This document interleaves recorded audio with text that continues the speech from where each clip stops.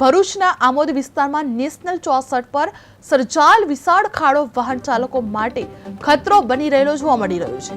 જે 32 નાળા અને હોટલ વચ્ચે આવેલ આ ખાડો રોજબરોજ હજારો વાહનો પસાર થતા લોકો માટે જીવલેણ સાબિત થઈ રહ્યું છે।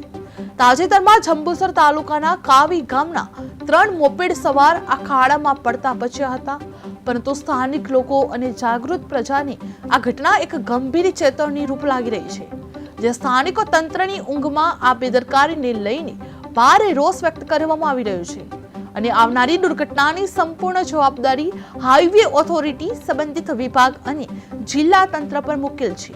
તંત્રને લોકોનો કડક સંદેશ છે કે પહેલા ખાડો પૂરો અને પછી ફાઇલ અને પ્રચાર કરવામાં આવે। જે આમોદ નેશનલ હાઈવે 64 પર જીવલેણ ખાડો ખતરનાક બની ગયેલો જોવા મળી રહ્યો છે, જેમાં વાહનો ફૂલ સ્પીડમાં પસાર થતા જોખમી બની રહ્યા છે।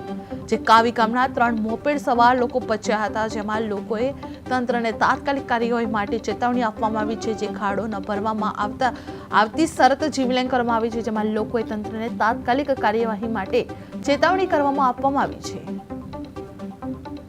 મારું નામ પટેલ હસન, હું મૂળ રહેવાસી કાવીનો। હું ભરૂચથી આવું છું અને અત્યારે મારી ફેમિલી સાથે જઈ રહ્યો હતો અને ખાડામાં પડી ગયો।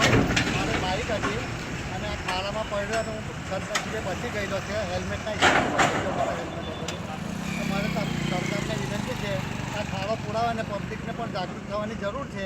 પબ્લિકને પણ એવું છે કે પબ્લિક પણ એનો અવાજ ઉઠાવે અને ખાડો પુરાવે, એટલી મારી દરખાસ્ત છે। મારું નામ પટેલ હસન, હું મૂળ રહેવાસી કાવીનો। હું ભરૂચથી આવું છું અને અત્યારે મારી ફેમિલી સાથે જઈ રહ્યો હતો અને ખાડામાં પડી ગયો। મારી બાઇક હતી